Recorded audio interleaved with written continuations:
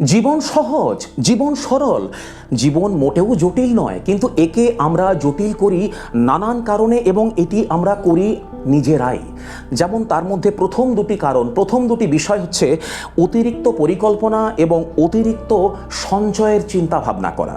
অর্থাৎ আমরা জীবনে অনেক সময় এত পরিকল্পনা করি, এত সঞ্চয়ে ব্যস্ত হয়ে পড়ি যে নিজেদের অজান্তেই আমরা কিন্তু অবসন্ন হয়ে পড়ি, ক্লান্ত হয়ে পড়ি এবং জীবনের উপান্তে এসে আমরা বুঝি যে আমাদের করা ওই পরিকল্পনা বা সঞ্চয় আর সেরকম কোনো বিশেষ কাজেই লাগছে না। আপনি কি এমন একজন মানুষ যিনি এক নিখুঁত ভবিষ্যতের ছবি আঁকতে আঁকতে প্রতিদিন আপনার জীবনটাকে খরচ করে ফেলছেন? সঞ্চয় করতে গিয়ে জীবনকে খরচ করে ফেলছেন না তো? যদি করে থাকেন তাহলে আজকের এই আলোচনাটি আপনার জন্য। নমস্কার, আমি পুরুষোত্তম, দর্শনে শান্তিতে সকলকে স্বাগতম। দেখুন, জীবনে পরিকল্পনার প্রয়োজন, কিন্তু পরিকল্পনা সর্বস্ব করে তোলা একটি নির্বুদ্ধিতা। কেন পরিকল্পনার প্রয়োজন?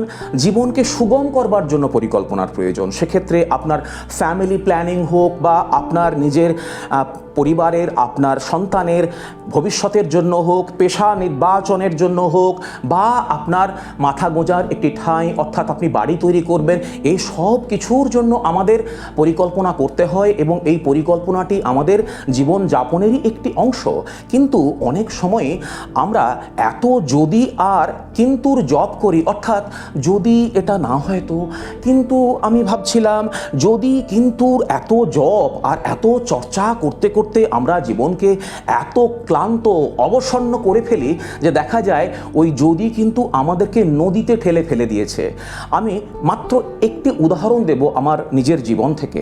দেখুন, একজন ব্যক্তিকে আমি খুব ঘনিষ্ঠভাবে জানি।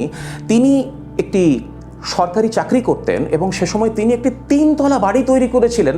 তার 2 পুত্র সন্তানের জন্য তিনি ওই 3 তলা বাড়িতে 2টি সম্পূর্ণ ভিন্ন ভিন্ন অ্যারেঞ্জমেন্ট রেখেছিলেন, আয়োজন করেছিলেন, মানে 2টি ফ্ল্যাট, যে আমার 2 পুত্র সন্তান খুব সুখে শান্তিতে এখানে থাকবে। কিন্তু ঘটনাচক্রে যেটি হলো যে তার 2 পুত্র সন্তান যখন প্রতিষ্ঠিত হলো, তারা তাদের বিচরণের জন্য নিজেদের আকাশ খুঁজে পেল এবং তারা কেউই ওই বাড়িতে আর থাকলো না। আমি মাঝে মাঝেই দেখতাম যে ওই ব্যক্তি তার স্ত্রীকে নিয়ে ওই বিরাট বারান্দায়, অন্ধকার বারান্দায় এক নিঃসঙ্গতাকে সঙ্গী করে তিনি তার বৈকালিক যাপন করছেন, সান্ধ্য যাপন করছেন।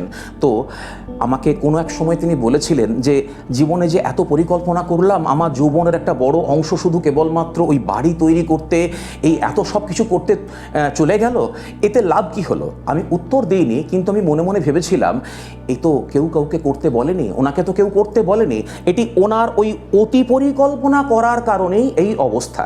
এখন এই পরিকল্পনা প্রয়োজন, কিন্তু জীবনকে যেন আমরা পরিকল্পনা সর্বস্ব না করে ফেলি। ঠিক একইভাবেই সঞ্চয়েরও প্রয়োজন। সঞ্চয় কেন প্রয়োজন? কেননা ভবিষ্যৎকে সুরক্ষিত রাখতে সঞ্চয়ের প্রয়োজন। সেক্ষেত্রে ভবিষ্যতে আমাদের শরীর অসুখ বিসুখ বা ইত্যাদি নানান কারণের জন্য সঞ্চয় প্রয়োজন। কিন্তু অনেক সময় আমরা সঞ্চয় করতে করতে প্রতিদিনের জীবনকে খরচ করে ফেলি, প্রতিদিনের বিকেলকে খরচ করি, প্রতিদিনের সূর্যাস্ত এবং সূর্যোদয়ের আবেদনকে আমরা অস্বীকার করি, আমাদের যে বৈকালিক উদযাপন প্রিয়জনের সঙ্গে তাকে অস্বীকার করি, আমাদের যে সান্ধ্য উদযাপন তাকে অস্বীকার করি। খাওয়া দাওয়া, আচ্ছা আমাকে বলুন তো, যে সোনা দিয়ে ডাল হবে না হিরে দিয়ে চচ্চড়ি হবে? এই যে এত সঞ্চয়ের চিন্তাভাবনা, সঞ্চয় করবার চিন্তাভাবনা, এ থেকে মানুষ কৃপণ হয়ে যায়। এই কৃপণতাকে সম্বল করে সঞ্চয় সর্বস্ব জীবন যাপন করে অবশেষে আমরা রিক্ত নিঃস্ব হয়ে ওই একইভাবে খুব এমন জীবন যাপন করি যেখানে তার আর অর্থবহ থাকে না। অর্থাৎ আমি এটাই বলতে চাইছি যে পরিকল্পনা করুন, কিন্তু জীবনকে পরিকল্পনা সর্বস্ব করে ফেলবেন না। সঞ্চয় করুন, কিন্তু সঞ্চয়কে রোগ বানাবেন না। আর প্রতিদিনের যে আনন্দ, এই রূপ রস গন্ধ স্পর্শ শব্দময় যে এই পৃথিবীর আনন্দ উপভোগ করুন। প্রতিটি দিন গুরুত্বপূর্ণ। এত পরিকল্পনা করে কি পাবেন? এত সঞ্চয় করে কি পাবেন? যতটুকুর প্রয়োজন ততটুকু করুন। সবসময় মাথায় রাখবেন, ভবিষ্যতের জন্য চিন্তা করা ভালো, কিন্তু বর্তমানকে অস্বীকার করে নয়। তাই বর্তমানকে স্বীকার করে, বর্তমানকে উপভোগ করে ভবিষ্যতের পথ প্রস্তুত করাই ভালো। মাথায় রাখতে হবে সেই গানটি, জীবন খাতার প্রতি পাতায় যতই লেখো হিসাব নিকাশ, কিছুই হবে না। আপনাদের কি মত? অবশ্যই আপনারা কমেন্টে লিখবেন। দেখা হচ্ছে পরের ভিডিওতে। নমস্কার।